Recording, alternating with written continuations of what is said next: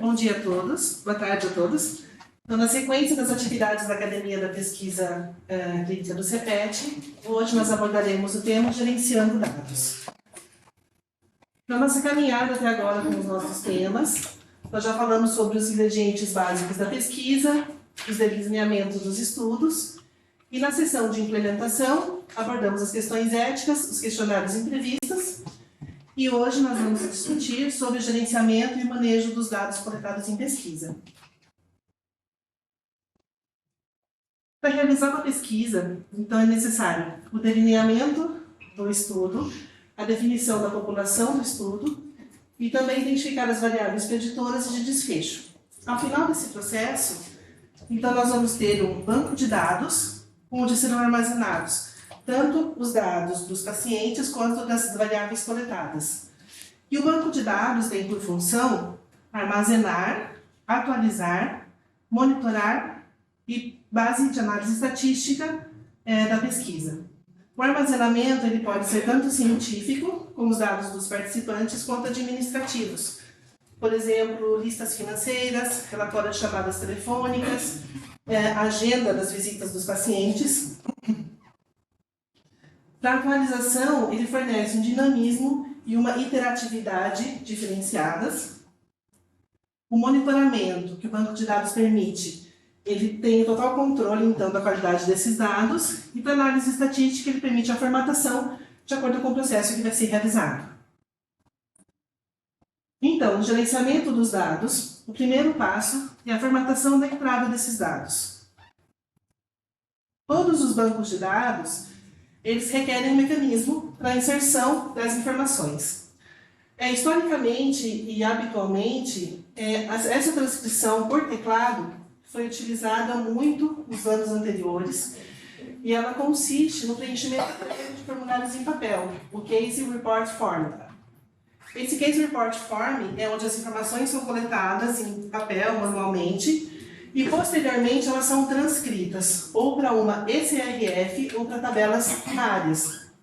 Entretanto, esse é um processo que pode gerar alguns problemas, por isso é indicado que a transcrição desses dados do papel para o sistema eletrônico ela seja feita com a máxima brevidade possível e o mais próximo possível da coleta dessas informações, porque na inconsistência de alguma informação, ausência de algum dado, a proximidade do tempo da coleta faz com que seja mais fácil a recuperação das informações. E também a entrada dupla de dados, que consiste, baseado nesses formulários em papel, em entrar a totalidade dos dados ou uma amostra, para duas vezes, digitar isso duas vezes no sistema, para garantir que a informação foi inserida de maneira correta.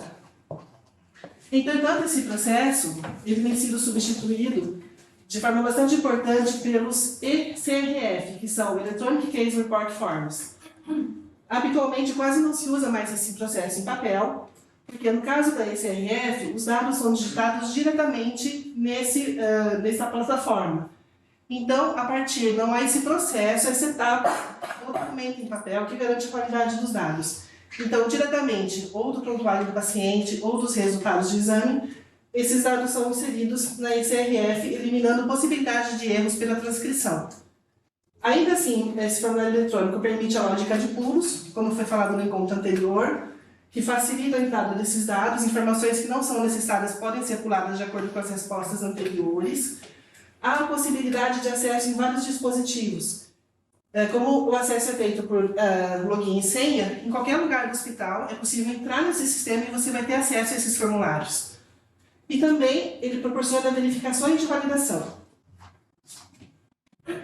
que nesse caso é uma notificação que a ECRF emite imediatamente na inclusão do dado quando esse dado é inconsistente ou errado. Aqui um exemplo de uma plataforma robusta de ECRF eletrônica, onde a data da visita do paciente foi inserida de forma errada. Imediatamente, o sistema abriu um questionamento dizendo que esse cálculo está incorreto e pedindo uma verificação. Então, esse dinamismo facilita muito esse controle e manejo dos dados. Também, na CRF eletrônica, é possível usar respostas codificadas, que é um processo superior em termos de qualidade em relação a texto livre. Nesse caso, faixas de valores permitidos e limitações de respostas são inseridas, ou seja, uma informação ela tem um limite mínimo e máximo a ser colocado, ou opções já codificadas de resposta, e fora desse range, a SRF também notifica que a informação é inconsistente. Caso não existam já pré-definidas as respostas codificadas, é possível fazer um pré-teste em texto livre, e a partir desse pré-teste definir as respostas codificadas. E lembrando que as opções de resposta sempre devem ser exaustivas, ou seja, todas as opções possíveis e mutuamente exclusivas também.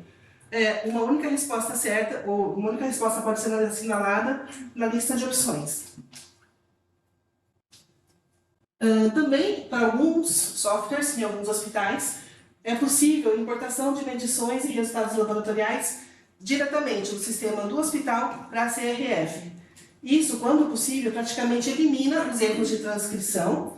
Em contrapartida, tem a desvantagem de que algumas desse transporte de informação pode delimitar o texto ou trazer informações pela metade, porque existe um limite de transporte dessas informações.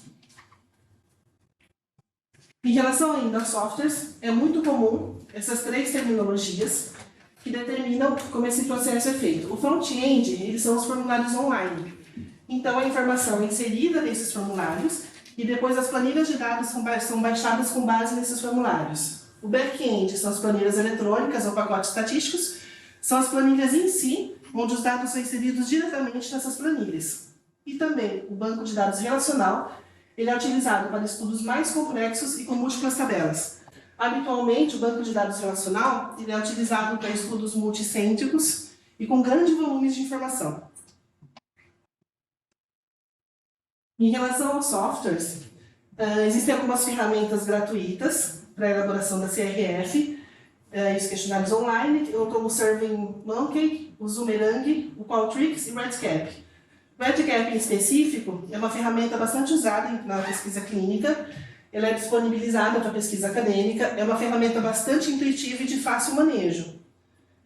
Porém, para estudos de grande porte, como nós havíamos comentado, é necessário uma plataforma de gerenciamento de dados mais robusta e que tenha um controle não só da inclusão dos dados, mas também desse manejo, validação e análise estatística. Por exemplo, o QueensGen, o Vendidata e o Oracle. São ferramentas que têm um custo financeiro, entretanto, essa contrapartida fica válida, levando em conta a operação desses sistemas e a qualidade de controle de dados que ela oferece. Uma vez incluídos esses dados, é importante, então, tratar a edição, limpeza e, quando for possível, o congelamento desses dados. Então, esse processo de identificar e corrigir os erros, ele pode ser minimizado, e é muito importante que aconteça no final do processo da coleta de dados, através de um processo global de pré-testagem, com a plataforma testada com dados fictícios, para averiguar a sua usabilidade e o quanto as informações estão inseridas de forma correta e as opções de respostas também de forma correta. Da mesma forma, um range de valores de normalidade, para evitar que dados inconsistentes sejam incluídos, eles são notificados imediatamente quando esses dados estão fora desse padrão. A limpeza também é importante para priorizar a correção de dados mais importantes. De fato, todos os dados são importantes dentro de uma coleta de dados. Entretanto, existe uma hierarquia entre eles, e nesse caso, priorizar, por exemplo, o desfecho de um estudo é mais importante do que a data de uma visita, onde não muda todo o contexto. Então, o mais rápido possível fazer as correções e tentando estabelecer essa lista de importância. Os outliers, alguns valores, eles podem estar dentro do range estabelecido. Entretanto, em comparação ao grupo total, ele pode ficar muito fora desse valor. Então, é importante verificar esse dado. Da mesma forma, os dados faltantes, identificar se realmente a informação não foi coletada ou a informação não existe. E também as inconsistências são importantes de serem verificadas, porque o valor ainda assim pode estar dentro do range, mas a SRF ela não tem a capacidade de conflitar e comparar dados. Então, por exemplo, uma criança de 5 anos que pesa 35 quilos, pode ser que uma criança de 5 anos tenha esse peso. Entretanto, no item da altura, o dado da criança foi inserido como 1 metro. Então, é pouco provável que uma criança de 5 anos tenha 35 quilos no metro de altura. Então, a informação parece inconsistente. E, nesses casos, desses dados, desses 3 últimos dados em específico, tem que haver uma checagem com a equipe do estudo. Aqui nesse primeiro exemplo, nós temos aqui informação com transcrição de teclado, ou seja, a informação é coletada em papel, posteriormente inserido no formulário eletrônico. Por normatização internacional, toda a edição ela tem que ser auditada e rastreada. Então, para as correções em papel, a informação que está correta ela é grifada, com um único risco, porque ela precisa ainda assim ser identificada. A informação correta é colocada ao lado do número, e essa informação tem que ser assinada e datada, para que esse processo de correção possa ser auditado. Aqui embaixo um exemplo no formulário eletrônico. Nesse caso, foi uma coleta de swab nasal, onde foi esquecido de completar em qual narina foi coletado. O sistema também abriu para um pedido de correção. Nesse caso, aparece um DM aqui, que foi o Data Manager. Foi uma auditoria de uma pessoa da equipe do estudo do patrocinador que fez o questionamento. Então, nesse caso, também aqui tem que ser respondido. E, em substituição da assinatura e data, esse acesso, como é feito com login e senha, ele é possível de ser auditado de quem fez a correção. E no exemplo de ECRF. Esse processo de edição, correção e validação dos dados, ele tem que ser tratado como um processo iterativo, que é um processo de sucessivas checagens para que se chegue no padrão aceitável das informações com o mínimo de informações incorretas ou inconsistentes possíveis. Feito esse processo e atingindo esse padrão das informações, acontece o congelamento dos dados. Esse processo do congelamento dos dados exclusivo da ECRF, a partir desse momento, o dado não pode mais ser editado, nem pelo patrocinador, nem pelo monitor do estudo, então o banco fica pronto para análise estatística. E sempre lembrando, a confidencialidade e segurança dos dados. É dever ético e legal proteger a confidencialidade dos participantes de estudo, e isso a ECRF também traz, não permitindo a entrada de nomes completos dos pacientes, sempre através de códigos. São códigos que identificam, então, esse participante, e quando houver trânsito de informações, é importante obliterar todos os dados pessoais que possam identificar esse participante do estudo. Da mesma forma, tem que ser possível auditar a entrada e edição de dados, como nós vimos anteriormente, através de login, senha ou de assinatura. Uma cópia de segurança tem que ser feita sistematicamente, com um prazo estabelecido de acordo com o movimento e o trânsito dessas informações, mas de forma que as informações fiquem protegidas. E ao final do estudo, uma vez encerrado todo o processo de análise estatística, é obrigatório que seja elaborado um arquivo geral com as informações primárias, com todas as tabelas e com os resultados finais do estudo, e esse documento fica arquivado a critério do patrocinador do estudo ou do investigador principal por um prazo determinado.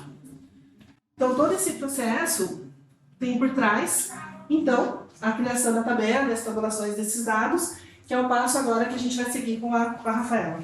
Bom, vamos dar continuidade depois dessa ótima explanação da Verônica sobre os preenchimentos das CRFs e as necessidades de inclusão de informações acuradas nela.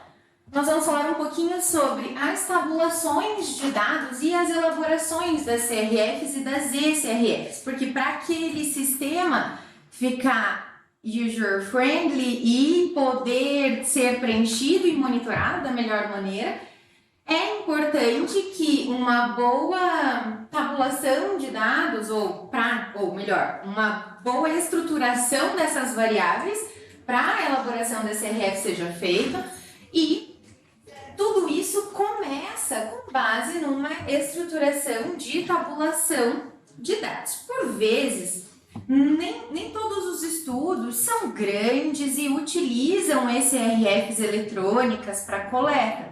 Então, muitas vezes o próprio pesquisador ou a equipe de pesquisa trabalha com a tabulação direta de dados em planilhas simples, né? Que são planilhas de entrada única, linhas e colunas. Mas pensando em sistemas de ECRF, para que a gente consiga ter uma utilização assim tão bonitinha de entrada, de identificador para preenchimento de uma CRF, aqui eu vou dar o exemplo para vocês do RedCap, como a Verônica mesmo já comentou, que é um software que nós utilizamos aqui no centro, e ter, por exemplo, aqui eu tenho uma estrutura de entrada complexa de dados em que as coletas são realizadas em múltiplos dias e assim, o que dificultaria, por exemplo, uma entrada em planilhas diretamente, que nos ajuda muito com a ECRF. Aqui eu trago também outro exemplo de uma parte, então, em que aquela estrutura fica aqui no canto e nós podemos entrar em cada um dos formulários, preenchendo, então, cada um dos campos de variáveis que vão ser armazenadas. Posteriormente, armazenadas, neste caso, no sistema, no back-end do sistema, em planilhas múltiplas, mas que também são exportadas para análise sempre em planilhas únicas, mas que vamos ver um pouquinho da diferença delas. Nós temos, normalmente, bem conhecido, a planilha única. Pessoal, aqui nós temos o código identificador e este é um elemento fundamental em qualquer processo de recolha de dados, tá? Ter um identificador único para o paciente, que não seja, obviamente, os seus dados pessoais, para preservar a identidade, mas que seja único para esse estudo e que não vá se repetir, para que possamos unir ou separar planilhas e não perder estes dados em algum momento. Então, percebemos que numa planilha, os dados, então, a primeira linha sempre contém, aqui é um Excel, em que a primeira linha sempre deve conter o nome da variável.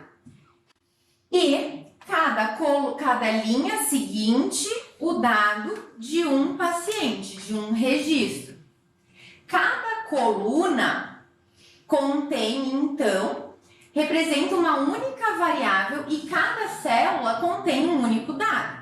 Não colocaríamos, por exemplo, às vezes, quantas vezes ao dia o medicamento é tomado e qual a miligramagem daquele medicamento numa única célula.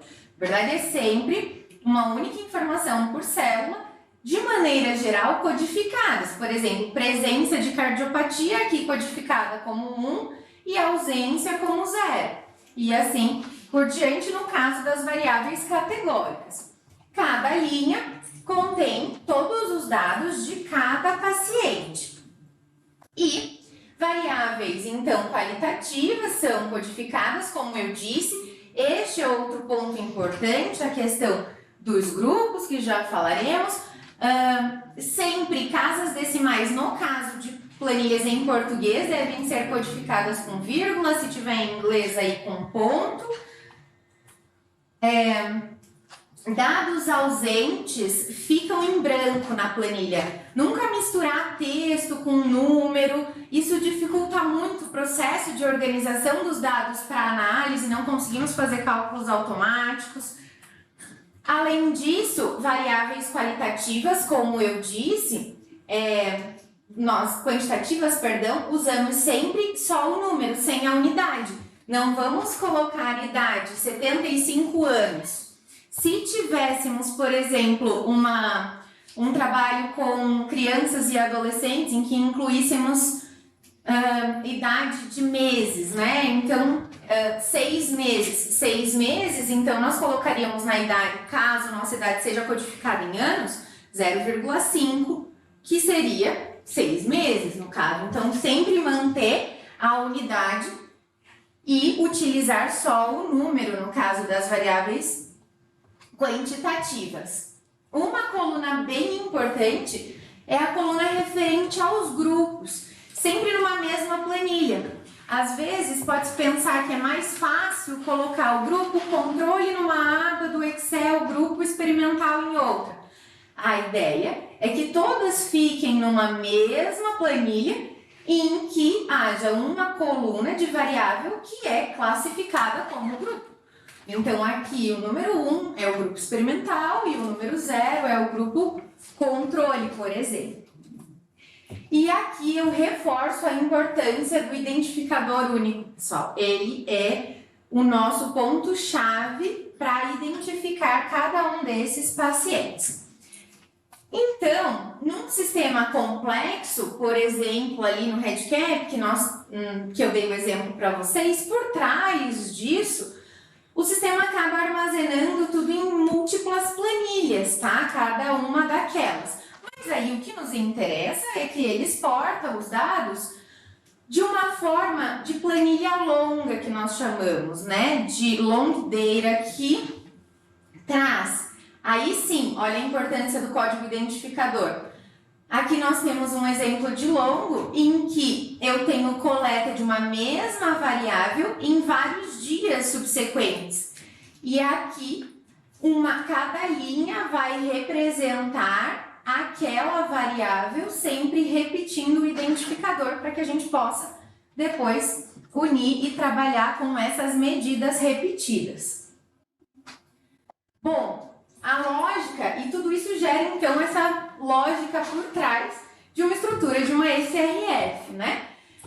Isso tudo vai depender também o quanto essa CRF vai ser user-friendly, essa SRF, como nós já havíamos conversado no encontro anterior, o tipo de questão e as opções de resposta, os intervalos de valores já bem falados pela Verônica, o nome e os rótulos das variáveis, porque percebemos que, de maneira geral, os nomes, eles precisam ser sucintos, os nomes das variáveis, embora os rótulos, eles possam ter uma explicação maior. Aqui eu apresento para vocês um processo de construção aqui, como a gente verifica na elaboração de uma CRF eletrônica. Então, essa é a questão, data do início do primeiro sintoma, eu posso descrever as observações, eu escolho o tipo de variável, o nome da variável e o range de valor, como a Verônica havia comentado. Existem várias opções de resposta, né? Resposta múltipla, texto livre, data, que é sempre importante estabelecer a priori, com pré-teste, como já comentado.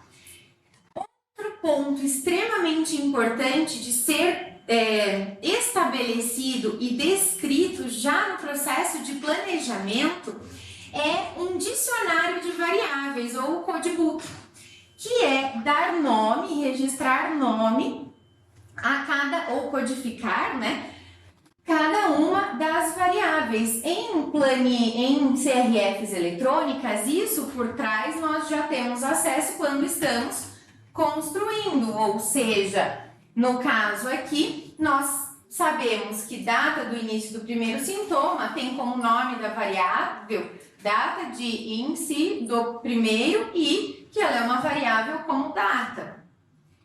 E aqui nós temos de todas aquelas naqueles nossos formulários, a codificação de cada um. Quando abrirmos cada uma daquelas, é importante sempre a tabela de variáveis, como falamos na aula de questionários, que possamos ter o nome da variável, a label da variável, que é aquela que vai aparecer no cabeçalho lá do Excel, que às vezes a gente não consegue escrever uma pergunta inteira, né? Não cabe. Então a gente pode dar um códigozinho, depois o que ela realmente representa e as suas opções de resposta e o código dado a essas opções de resposta. Inclusive, em SRFs, a gente pode considerar colocar uma variável que é se aquela ficha de coleta foi completa ou ainda está incompleta, para posterior monitoria. Este codebook, ele pode ser também construído em Excel, caso você vá tabular seus dados direto no Excel, como uma aba adicional. Ou a própria CRF, você consegue exportar o banco esse codebook para Excel.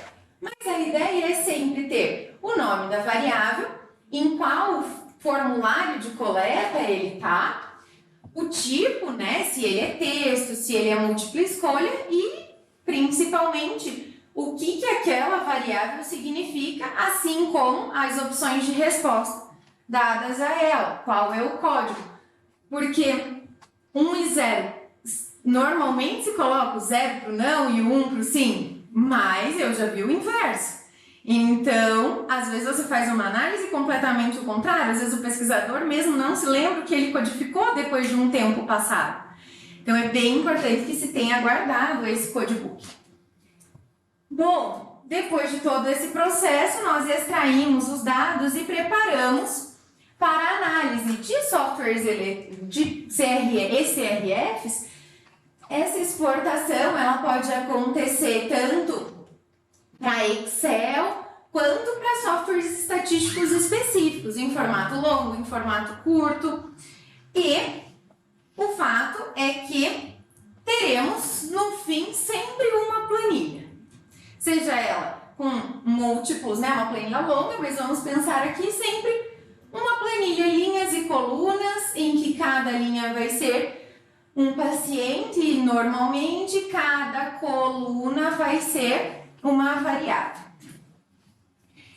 E o monitoramento, como a Verônica já havia dito, ele é extremamente importante na fase de entrada de dados, que seja realizado na própria ECRF, em estudos patrocinados, estudos grandes. Isso é feito já de maneira síncrona com a coleta. No entanto, em alguns outros estudos que nós temos equipe reduzida, unicêntrico, nós não conseguimos fazer um monitoramento já em tempo real. Então, é importante monitorar missing data, erros de preenchimento, incongruências, inclusive nessa planilha. Quando nós recebemos o dado, calculamos, por exemplo, tempo de internamento. E aí percebemos que temos entre datas, por exemplo, data de internamento e data de saída. Percebemos que enquanto temos em média 30 dias, 20 dias, de repente eu tenho um dado que dá 2.000 dias. Opa, acho que eu tenho algum erro de preenchimento na data. Isso também pode ser trabalhado em alguns casos diretamente pela planilha. Eu deixo aqui a questão dos missing data ou campos vazios em negrito para reforçar que tá tudo bem se a planilha tiver missing data. Casas vazias devem ser deixadas vazias se elas não contêm dados. Não é uma prática usual, simples e recomendada a todos os pesquisadores de maneira geral, imputação de dados faltantes com outros resultados. Esses casos são bem específicos e são assim, e devem ser assim tratados, tá? Dentro desta planilha de Excel básica, a gente pode realizar para a preparação dos dados.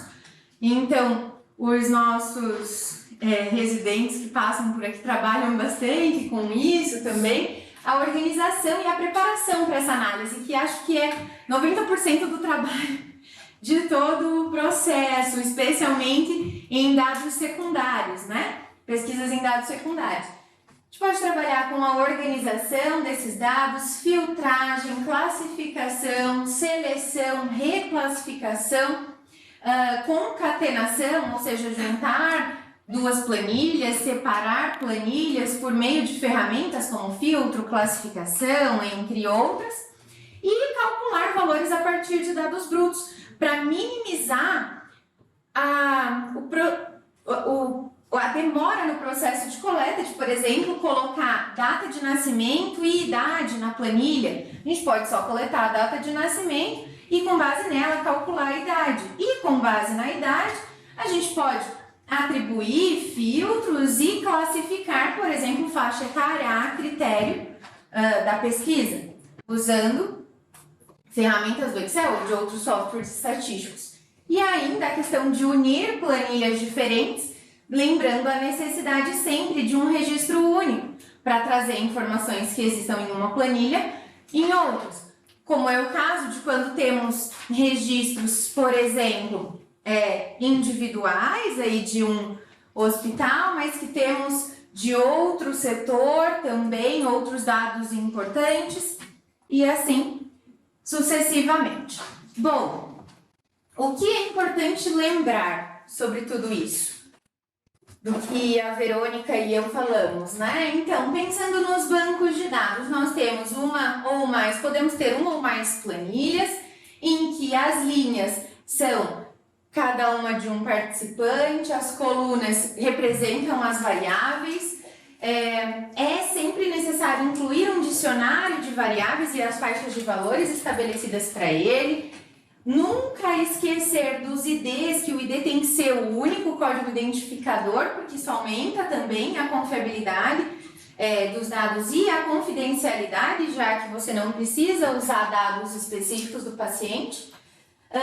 Quanto à alimentação da planilha, há a opção de transcrição e captura eletrônica, como a Verônica muito bem nos apresentou, tanto para a planilha eletrônica diretamente, quanto para papel ou captura direto de sistemas já que conversam.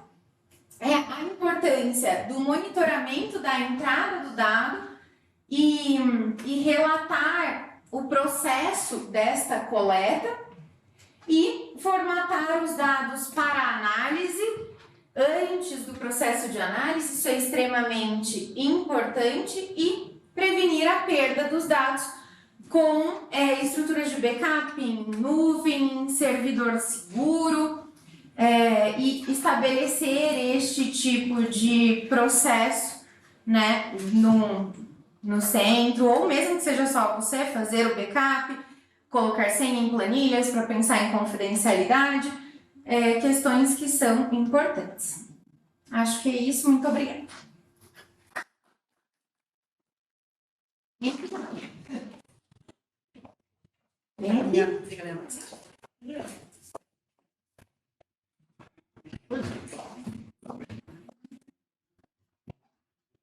E aí, turma? Você sabe que de todas as nossas reuniões é aquela que eu fiquei mais, assim, orgulhoso. Quanto a gente que cresceu nesse tempo, né? Sim. É, Organização. como vocês fizeram coisas boas nesse período todo. A gente discutir delineamento, discutir vícios, tem uma parte teórica e conceitual da pesquisa importante, mas que esse centro conseguiu fazer a gente desenvolver competência para poder organizar as nossas CRFs, a gente coletar de uma forma adequada, principalmente nos estudos patrocinados, né? Eles acabam servindo como um modelo, um benchmark, né? Para a gente poder fazer coleta de forma mais apurada possível nos outros estudos. E a capacidade que você desenvolveu para poder pegar esses dados brutos e transformar em tabular esse negócio, facilidade enorme, colocar em planilha, fazer as análises, é fenomenal. Com a ajuda da equipe toda. Muito, muito legal. Isso mostra que o nosso ponto mais frágil é a coleta adequada dos dados. Sim. Né? Nosso ponto mais frágil, Karina, Bruno, é o nosso maldito banco de dados.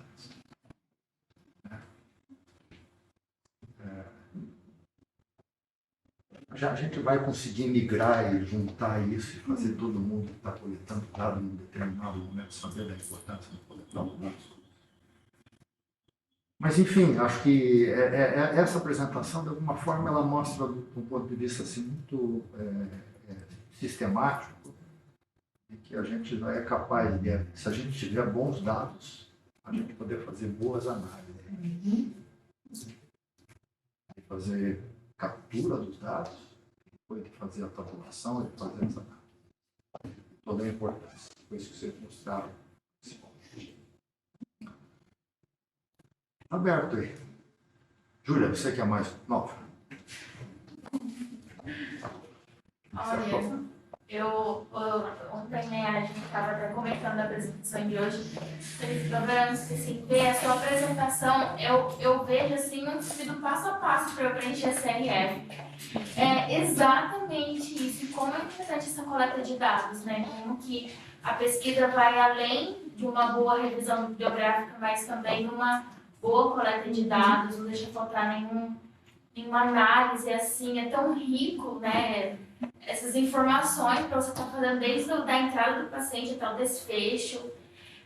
Eu fico lendo bastante os prontuários dos pacientes lá na Santa Casa. Você fica vendo o paciente, é como se fosse eu às vezes me sinto uma detetive, não que eu vou fazer alguma coisa, mas eu fico lendo a evolução dos pacientes, eu fico assim, gente, o que será que esse paciente tem? E você vai vendo e você vai pesquisando e entra outro site para pegar resultado de uma TC ou um resultado laboratorial. E, gente, é rico isso, é rico. Eu acho que até o nosso BioCPET é rico de informações ali dos pacientes.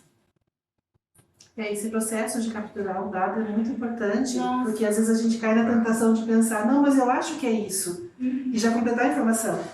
Então, resistir a essa tentação e realmente buscar a informação no prontuário, buscar a informação correta, mesmo que você fale, nossa, mas é quase certeza. Mas se não é certeza, vá até o prontuário, vá até o exame do paciente, não ter essa preguiça de exaustivamente buscar a informação correta. Né? É tão comum, às vezes, dar um jeitinho, ninguém pode presumir nada. Você precisa da informação como ela é de fato no documento-fonte. Exato, acho que a questão do documento-fonte, né, que a Verônica sempre fala, é tão importante para a pesquisa.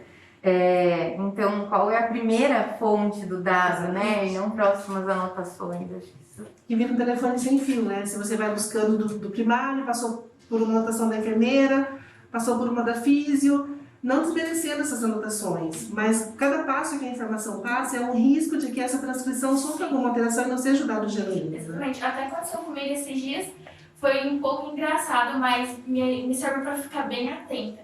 Eu vi um paciente que dava para incluir e estava olhando as comorbidades dele para ver se entrava dentro dos critérios ou não. Não constava que ele era diabético. Cheguei para a coleta dele e falei, agora eu tô perguntando para os pacientes, sabe? Para ver o que é do paciente, assim, né? Aí eu falei assim para ele, o senhor é diabético? Ele falou assim, eu sou. Aí eu fiquei assim, olhando pra cara dele, eu falei, mas eu não li isso no TOPS. Aí eu chamei a enfermeira, né? Aí eu falei assim, viu, pode vir um pouquinho? Cara, o que você tem esse negócio de diabético mesmo? Porque não tá no prontuário dele. Então eu falei assim, não, é que a esposa é diabética, o filho é diabético, ele acha que ele é diabético. Ah. Aí eu fiquei ainda bem, né, que eu me certifiquei tanto no TOS como nos profissionais para poder fazer a coleta dele. E eu fiquei tipo, olha como é bom a gente se atentar a essas coisinhas, né? Também teve outro paciente que perguntou, senhor é diabético? Ele só um pouquinho. Aí, só um pouquinho? Um pouquinho grave. Um pouquinho grave, é. No fim ele era diabético mesmo. Um pouquinho importante. Ai, Deus. Mas é muito importante essa coleta de dados mesmo. E aí, os dados, obviamente, que já estão coletados para outros propósitos, você fazer análise, tem acurácia muito pior do que o dado prospectivo.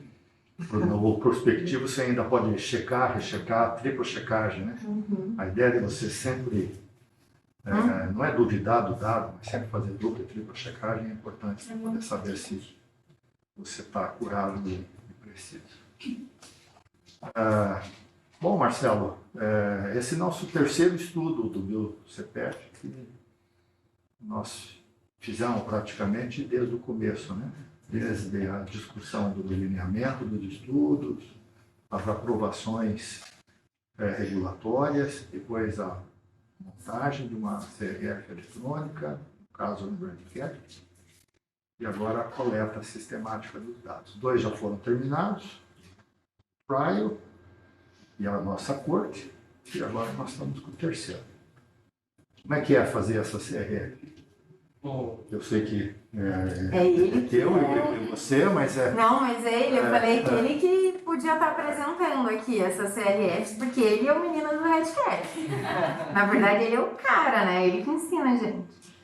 Bom, antes de tudo, vale de novo agradecer principalmente o CPET Cultural, porque em 2019 fui enviado para São Paulo para aprender o Redcat.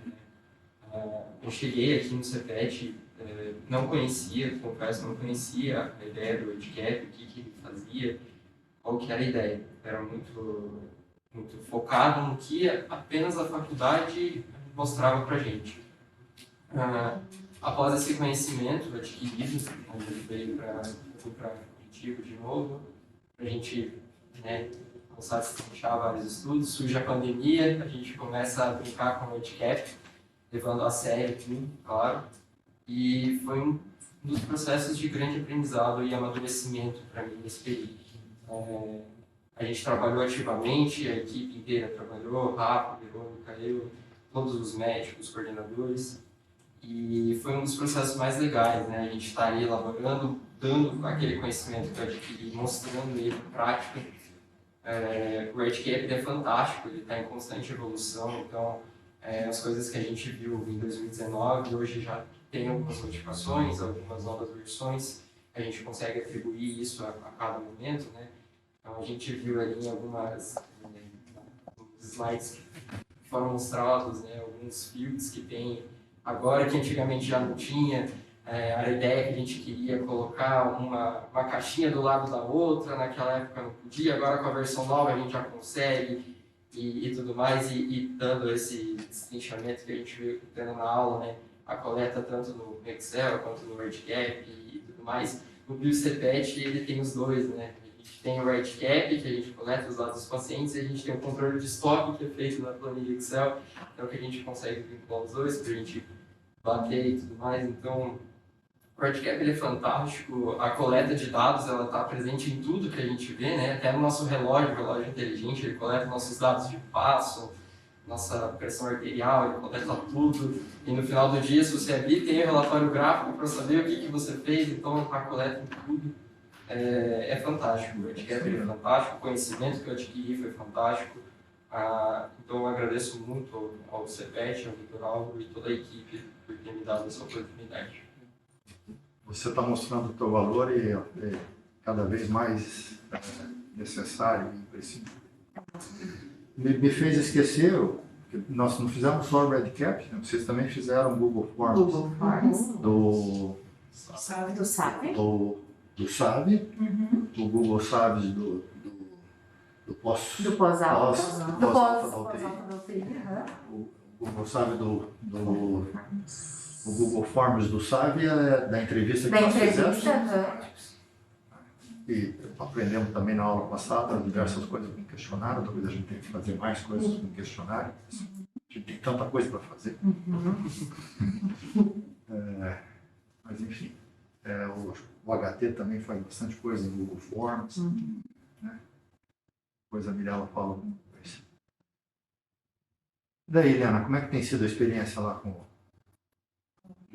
o nosso BioCPET, coletar essas informações? Também o BioCPET também nasceu desde o começo. Nós não estamos na fase de tabular, mas logo nós chegamos nos 30 e vamos fazer a primeira tabulação, a primeira 24. 24. É uma experiência fantástica, doutor, porque participar desde o início, porque, pelo menos anteriormente, a gente meio que pegava as coisas, não só coletava os dados. Agora você participar desde o início, ali na formulação, na elaboração, sabe? Então, assim, dá uma satisfação muito grande e ver que é funcional, que está sendo feito de uma forma muito metódica, muito tranquila, assegurando a confiabilidade desses dados. Então, é uma experiência fantástica, fantástica. Isso mostra cada vez mais a importância, né, da seriedade nessa coleta e no gerenciamento desses dados. Porque todas as análises, né, advindas aqui, elas precisam ter essa confiabilidade, né, essa segurança para a gente publicar esses dados e inferir isso aos nossos doentes, né, para que sirva, né, cientificamente para pesquisadores futuros e para seguramente auxiliar, né, na doença, no entendimento da doença como um todo, né? Então é uma experiência fantástica. Estou muito feliz de poder participar desse projeto. Muito obrigada. Jô, a mais recente. Bom, agora você já está aí, já. Não participei do processo, né? Que é uma pena, né? Ter participado do Você já processo. está. Vai ter outros. Não, com certeza. Mas sim, estou aprendendo demais aqui, justamente, né, a importância de uma coleta de dados correta, séria, preocupada, que nem a Júlia falou, né, de ter certeza de todos os dados, e isso vai refletir, né, no resultado final, no artigo, né, que a gente, se Deus quiser, a gente vai publicar cada vez mais e melhor, né, e vamos ficar conhecidos, né, se Deus quiser. Isso leva um tempo. Precisamos desenvolver isso. Sim. Né? Todas essas habilidades básicas serão importantes num determinado momento para poder explodir, mas isso não se faz assim de uma hora para outra. Claro. Então, isso são experiências e competências que vão se acumulando ao longo do tempo. Então, se você olha para essa apresentação deixa a gente orgulhoso, porque a gente já passou por todos esses passos e fomos construindo eles ao longo do tempo. Mas claro que eles não são suficientes, mas não dá para poder fazer o resto sem isso. Sim. E o mais legal é que todo mundo está tendo acesso a através dessas aulas, né? Todo mundo tendo acesso a todo o processo, né? Então isso é muito importante, né? Não ficar só. É uma outra geração de pesquisadores, né? Tem que ter paciência só. E trabalho árduo.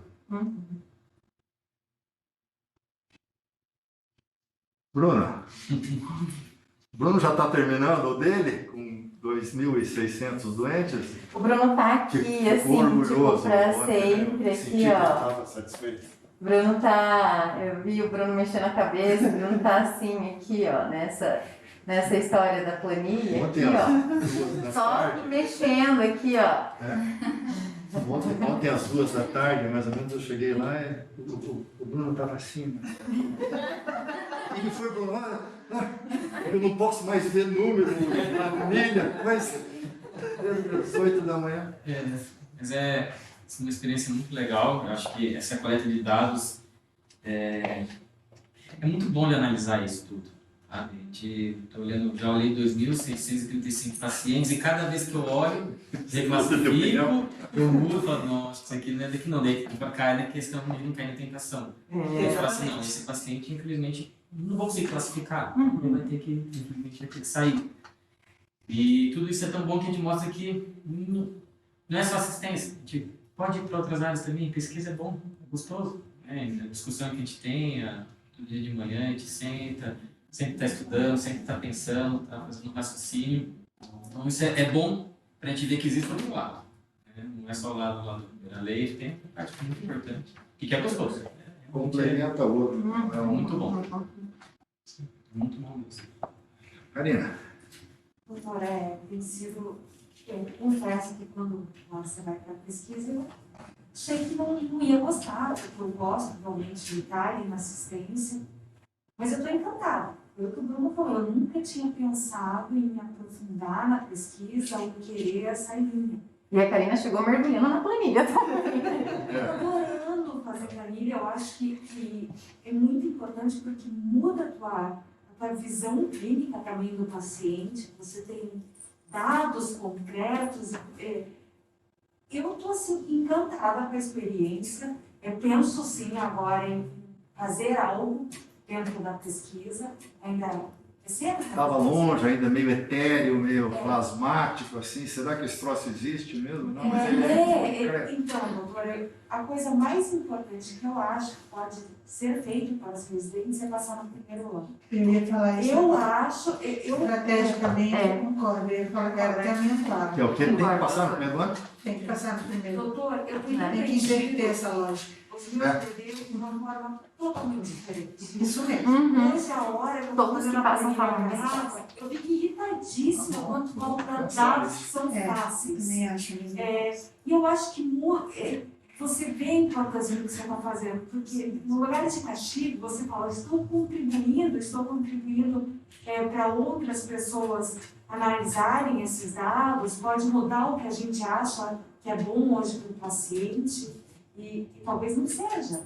Esses dados podem mostrar uma outra visão para a gente, né? E é para isso que a pesquisa serve, é uma ciência. Eu estou envergonhada de como eu preenchi os bebês até agora. Seja bem-vindo. Mais uma que a gente resgatou na pesquisa, né, doutora? Olha, Fico muito feliz, né, pelos aprendizados que eu tive aqui hoje. Realmente teve bastante coisa nova. Estou me inserindo aí anualmente nessa parte da pesquisa. Mas eu confesso que essa parte de gerenciamento foi uma das grandes dificuldades que eu tive durante o meu mestrado. E é muito bom a gente ver, porque a partir desse gerenciamento de dados que a gente vai conseguir fazer uma boa análise. Se eu não tiver um bom gerenciamento de dados, eu vou pecar na minha análise. E se eu estiver pecando na minha análise, eu vou estar pecando no valor para a sociedade, né? Que a gente faz pesquisa direcionada para a sociedade, principalmente as pesquisas clínicas. E pensando hoje, né, que com a pandemia a gente viu tanta pesquisa que houve essa falha, né, que influenciou arduamente o processo, né, de cuidado dos nossos pacientes. Então, o quanto a gente tem que estar atento a essa questão da cadeia de valor no gerenciamento dos dados. Né? Então, muito obrigada por essa oportunidade. Óbvio que tem muita coisa que eu fiquei assim, Jesus amado, que isso, né? Mas com certeza isso vai Tudo tem instigar um porquê, tem uma coisinha, um detalhe por trás, né? Tem uma razão de ser. Exatamente. Mas fiquei muito feliz que eu pude aprender um pouco mais, com certeza a gente vai estar trocando muita ideia futuramente. Bem, eu queria falar três pontos, né? Primeiro, reforçar aquilo que você falou com relação a tudo que se evoluiu no centro de pesquisa no último ano e meio, 2 anos, né? Então, o pessoal motivado, engajado, enfim. Eu brinco com a obra que é sempre o insatisfeito, e eu sou sempre aquela que olha, mas se fizemos tantas coisas e tal, né? Então, acho que fizemos muitas coisas e a evolução foi muito grande, assim. feliz. Insatisfeito, mas feliz. Não, eu não falei que você está feliz, eu falei que você está sempre satisfeito. O que não deixa de ser bom, porque você coloca o sarrafo para cima, então ele faz o papel dele e deixa eu fazer o meu. Então, a outra questão é que fica muito claro que é uma linha de montagem, né, que precisam de vários saberes, né, em áreas múltiplas, que não é possível que o pesquisador ele concentre todas as necessidades de fazer pesquisa séria, de qualidade, né? E acho que essa linha de montagem, de entrosamento, enfim, eu acho que ela está indo super bem, na minha opinião. E o terceiro ponto eu ia comentar exatamente, eu e a Rafaela já falamos sobre isso há bastante tempo, a gente vem falando, né? Eu acho que é um calcanhar de Aquiles, sim, o nosso banco de dados. Lá no HT, eu dou exemplo do HT porque a gente recebe os R1s preferencialmente, né? É um desastre, e o ano do ano passado foi um desastre, esse primeiro semestre foi um desastre, ao ponto que nós dividimos todos os fluxos, mês a mês, entre as coordenadoras, para a gente colocar em dia o banco de dados, porque o banco de dados não é feito, ele está sendo feito errado. Então, já falo com o Marcelo. A gente recebe, ó, chega arrepio, a gente recebe os resumos de alta, Marcelo, a gente tem olhado assim, venha que vem, meu Deus, a doutora Mirella que escreveu esse resumo de alta, e realmente, né? E a gente teve que redistribuir, porque simplesmente não é feito, entende? Porque não há valor naquilo. Então, a gente não tinha como colocar todo o ano de 2020, a gente optou por fazer 2021, e cada uma de nós ficou com um mês para colocar, recolocar no prontuário. Então, pensando, enfim, tudo que não foi colocado e na qualidade do dado. Então, eu acho que a importância isso que todos que saem dizem a mesma coisa. Eu não sabia que era tão importante. Então, eu acho que colocar no primeiro ano talvez nos ajude, né, a mudar essa cultura de que o banco de dados é um problema, é um trabalho desnecessário, para que serve, não serve para nada, não está fazendo nada. Mesmo que seja tipo 15 dias, né? Então, eu acho que valeria a pena numa tentativa de tentar, um dos itens de tentar mudar a cultura e para eles valorizarem a importância do BD. É isso. Muito bem.